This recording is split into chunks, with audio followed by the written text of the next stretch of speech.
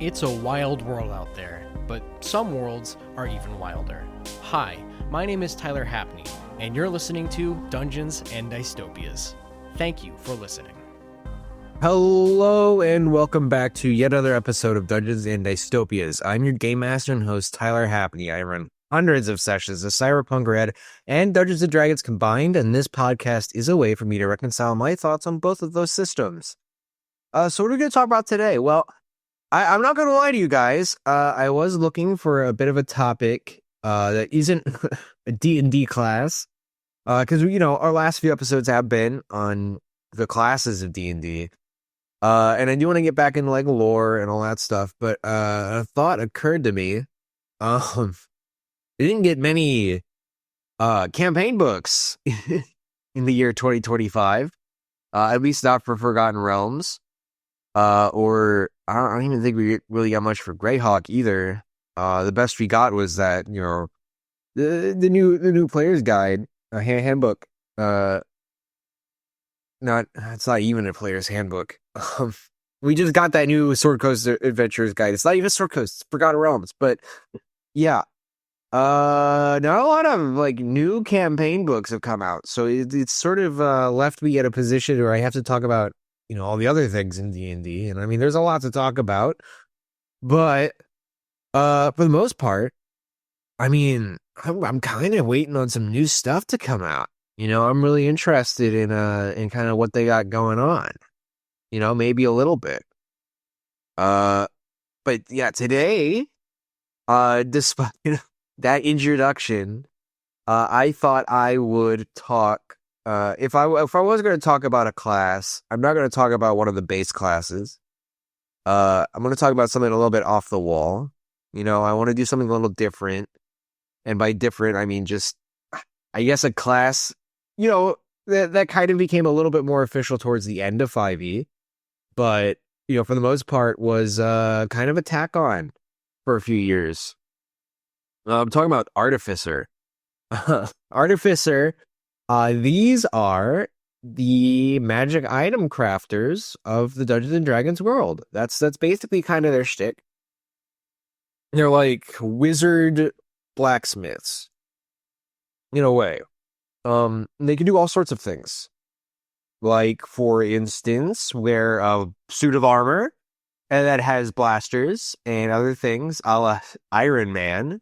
Or you can even have like a little turret with you that follows you around and attacks the same people you are.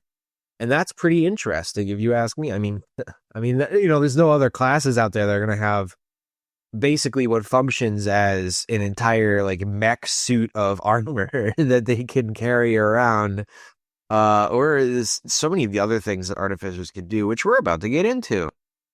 So artificers, these guys are kind of like wizards in a way. They have spells that they're not very high level spells, but they do have spells. They use intelligence as their main ability score. And they, I don't know. I mean, they kind of got a sort of wizardy kind of vibe to it. It's like a wizard, but, a kind of a jock, if that makes sense. These artificers are like, they can be alchemists as well.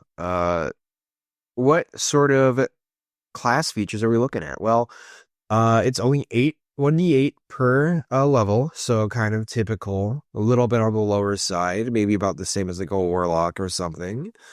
You get proficiencies with light armor, medium armor, which is huge, and shields, which is also huge, which means you can definitely have a higher AC than a warlock starting out, typically.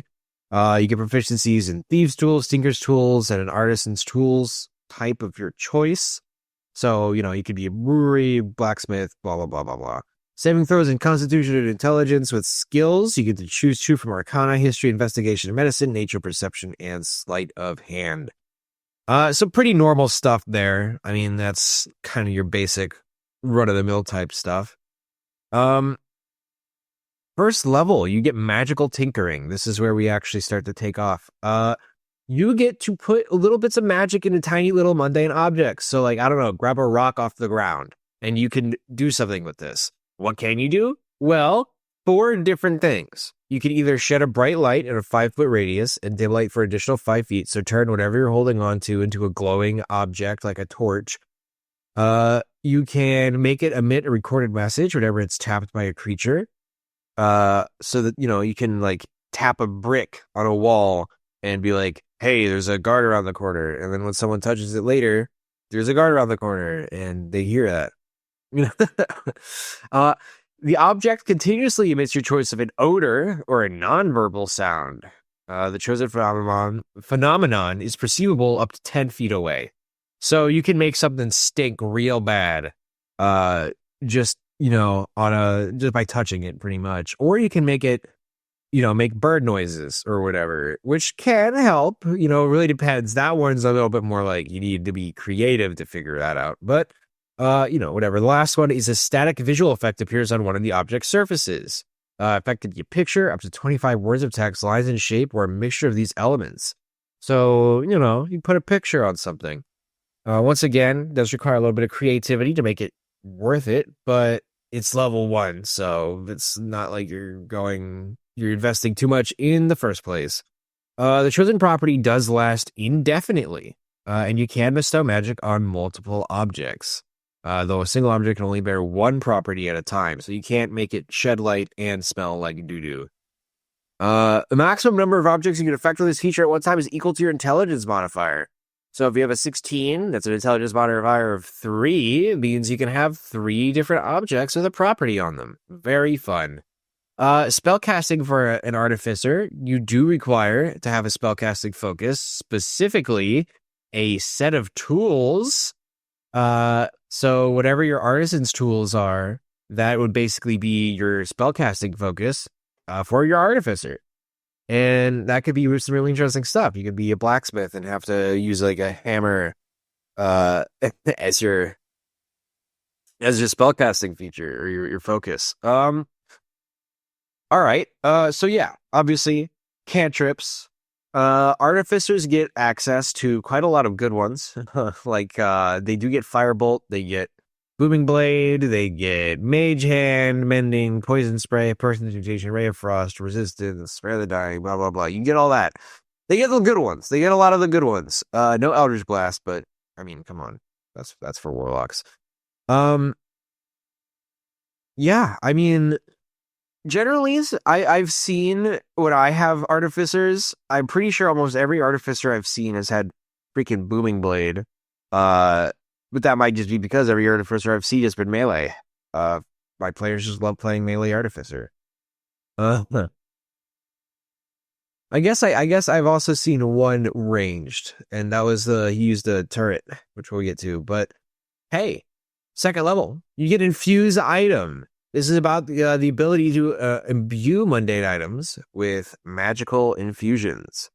So what kind of infusions do we got? All sorts of stuff. You can get Armor of Magical Strength, which is an armor that has 6 charges. You can expend a charge to make a strength check or a strength saving throw, and add a bonus to the roll equal to your intelligence modifier. Or if you're knocked prone, you can use a reaction to avoid being knocked prone. And then there's a lot of these, so I'm not going to go through all of them, but I will say there's Arcane Propulsion Armor, Armor of Magical Strength, Armor of Tools, Boots of the Winding Path, Enhanced Arcane Focus, Enhanced Defense, Enhanced Weapon, Helm of Awareness, Homunculus Servant, Mind Sharpener, Radiant Weapon, Repeating Shot, Replicate Magic Item, which there's a ton of. You can just replicate any magic item like Alchemy Jugs, Baggins of Holding, Ropes of Climbing, Goggles of Night, blah, blah, blah, blah, blah. And obviously you can make more magic items as you increase in level up to a maximum of 14th level, where you're getting stuff like Boots of Speed, Dimensional Shackles, Horn of Blasting, Ring of Free Action. Some pretty decent ones. There's also Repulsion Shield, Resisted Armor, Returning Weapon, and Spell Refueling Ring. A lot of those, you could probably tell, are pretty good. Naturally, they're pretty decent. So yeah, Artificer, you get the ability to make magic items. Basically, you can create magic items for your party as long as you've got the appropriate number of infusion slots, which changes obviously as you leveled up. So for instance, at level 2, 4 infusions, and you have 2 infused items. And then that kind of increases up to level 20, where you can get 12 infusions and have 6 infused items. So, it really does kind of scale up, and by the end of a campaign, you as an artificer can have a prospective horde of magic items that you can give out to your party or keep for yourself. What kind of specialists do artificers have? Well, they have alchemist, armorer, artillerist, and battlesmith. We're not going to go too deep into these, but I will kind of give a review over each of these. Alchemist is fun, because they get elixirs, and it's a potion that you drink, and it can have one of like 6 different effects. You can heal yourself, you can make yourself faster, make yourself, you increase your AC, make yourself, easier to attack and make saving throws. You gain a flying speed. You can transform as if by the alter self spell. So, I mean, you can do some pretty crazy stuff, and that's just at level 3. Armorer is, like I said, it's like Iron Man, basically. You get arcane armor, which allows you to do all sorts of stuff. Like, you can use your gauntlets as a melee weapon, or you can even have a launcher that like launches like a ranged weapon, like lightning damage. It's crazy. You can also increase your walking speed. I don't know. There's 2 different types of armors you can have. I like armor a lot. I've only seen 1 type of armor get used, so that's kind of rough, but whatever. Artillerist, this is the one with the turret. These guys get access to Eldritch Cannon, where they have basically a little companion that attacks. It's like a turret.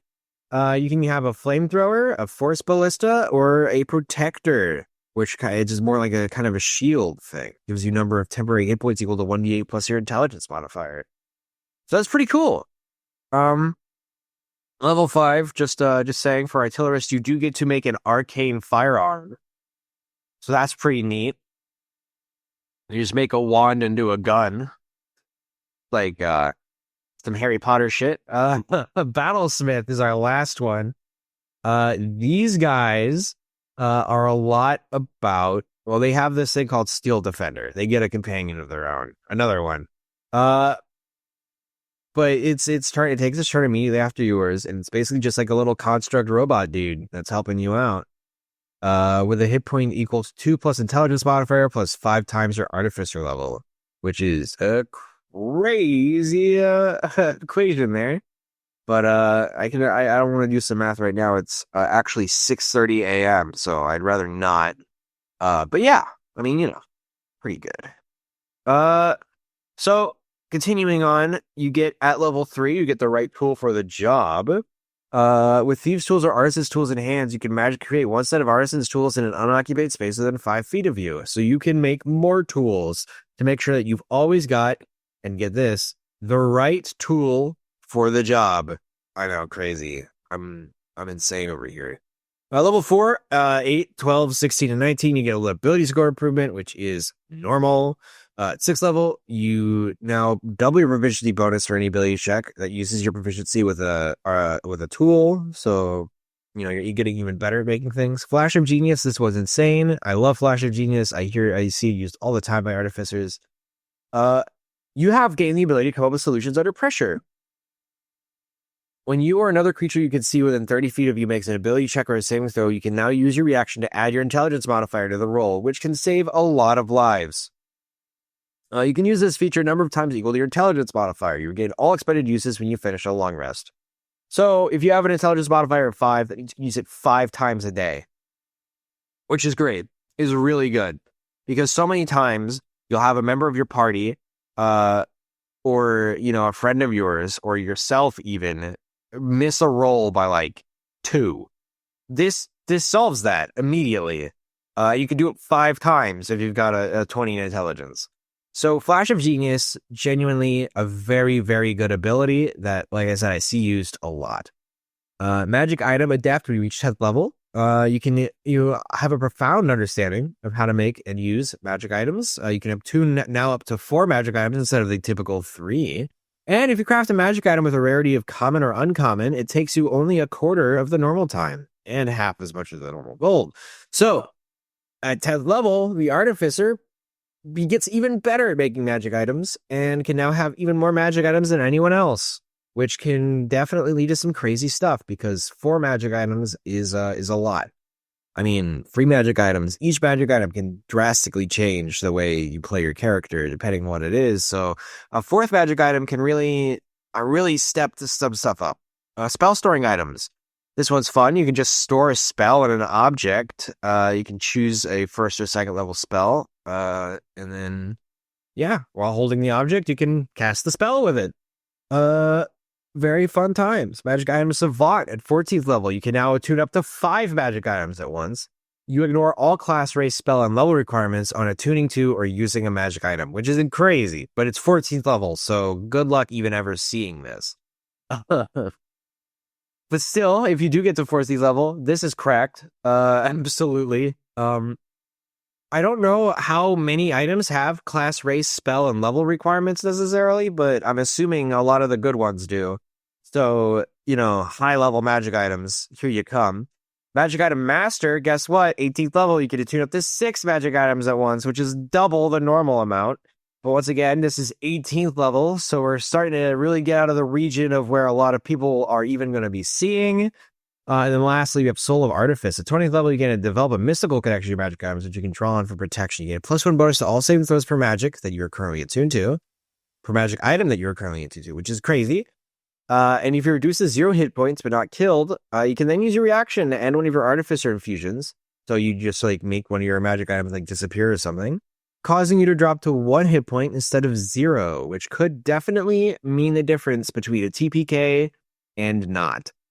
So that is Artificer in a nutshell. Really, genuinely, I think one of the more flavorful classes in D&D. You can do a lot with Artificer. Just these subclasses, I mean, they all have very different flavor to them, which makes it, I think, more appealing to kind of play around with the idea of who your Artificer is. So we should get on to Monster of the Week.